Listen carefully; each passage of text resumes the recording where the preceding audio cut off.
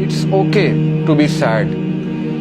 ہر انسان کی زندگی میں کچھ نہ کچھ ایسا ہے کہ اسے غم آئیں گے، اور یہ اللہ نے لائف کی نیچر بھی یہی بتائی کہ الذی خلق الموت والحیات لیبلوکم ایکم احسن عملا، کہ میں دیکھوں گا تم میں سے بہترین عمل والا کون ہے۔ کہ یہ اندھیرا بھی چھا جاتا ہے اور وہ پورا کا پورا چھا جاتا ہے، لیکن کبھی بھی اندھیرا پورا کا پورا نہیں رہتا ہے، صبح ہوتی ہی ہوتی ہے، کبھی بھی سچویشن سیم نہیں رہتی۔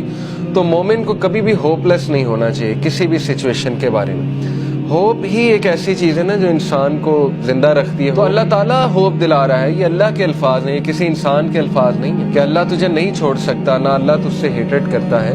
بس یہ اللہ کے کچھ طریقے ہوتے ہیں انسان کو ٹیسٹ کرنے کے لیے، انسان کو کچھ سکھانے کے لیے، کیونکہ یہ دنیا کی زندگی تو ہے ہی بہت ٹیمپرری۔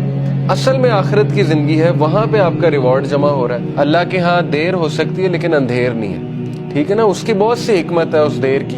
اللہ تعالیٰ پتہ نہیں آپ کو کیا ریمائنڈر دینا چاہ رہا ہے، آپ سے کیا آپ کو ٹھیک کرنا چاہ رہا ہے، آپ کے کون سے سکلز کو باہر لانا چاہ رہا ہے اللہ۔ کیا وہ ہی نہیں جانے گا جس نے تمہیں تخلیق کیا ہے؟ کیا اس کو ہی نہیں پتا کہ تم کس سچویشن میں ہو، تم کس غم میں ہو؟ اللہ سے ہوپ لگائیں گے نا تو ایمٹی ہینڈ نہیں آئیں گے۔ نو تو ہے ہی نہیں نا، ہوپ لیسنس تو ہے ہی نہیں اللہ کے ہاں۔ اس لیے یہ شیطان ہوپ لیس کرتا ہے بندے کو آ کے کہ جی تجھے تو یہ ملا ہی نہیں، پتہ نہیں اس کے بدلے اللہ نے کیا دینا ہے۔ تیرا رب تجھے اتنا دینے والا ہے عنقریب کہ تو راضی ہو جائے گا۔ جو بندہ خود پین میں ہوتا ہے نا، وہ پھر دوسروں کی بڑی زبردست مدد کرتا ہے۔ تو غم کو بری بات نہیں ہے، ٹھیک ہے نا؟ غم کو سزا نہ سمجھے۔ غم جو ہے یہ تو روحانیت کی سیڑھی ہے، اس روحانیت کی سیڑھی پہ چڑھ کے انسان کا جو ہے وہ دل نرم ہوتا ہے، پھر وہ دوسروں کا غم فیل کرتا ہے اور پھر وہ دوسروں کے لیے کچھ کرتا ہے۔ دیکھیں نا، جن سے اللہ ناراض ہوتا ہے ان کو تو یہ سائن ہی نہیں ملتے، وہ تو فل مزے میں ہوتے ہیں، ان کو نہ کوئی مصیبت آتی نہ کوئی پرابلم آتی۔ جیسے اللہ کے نبی صلی اللہ علیہ وسلم کو اللہ نے کہا کہ ان کا جو مزہ ہے، ان کا کھانا پینا، ان کی عیاشی آپ کو دھوکے میں نہ ڈالے۔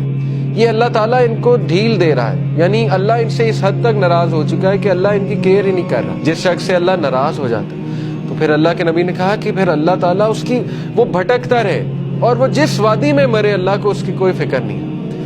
یہ ہے اصل میں وہ شخص بدبخت۔ اور یہ کون ہے؟ وَلَا تَكُونُوا كَالَّذِينَ نَسُوا اللَّهَ فَأَنسَاهُمْ أَنفُسَهُمْ۔ کیا تو نے دیکھا اس کو جو اللہ کو بھول گیا تو پھر اللہ نے اس کو اس کا آپ بھلا دیا۔ اولئک هم الفاسقون، یہی تو فاسق ہے۔ تو اس لیے یہ مت سوچے کہ اللہ نے آپ کو بھلا دیا۔ اگر اللہ کسی کو ناپسند کرتا ہے تو اپنے قریب کیوں لائے گا؟ مجھے یہ بتائیں، ٹھیک ہے نا؟ ایک بندہ کہیں اور جا سکتا ہے، کلاس میں آ گیا، دین کا لیکچر سننے آ گیا، کیا یہ نشانی نہیں ہے کہ اللہ اس سے راضی ہے؟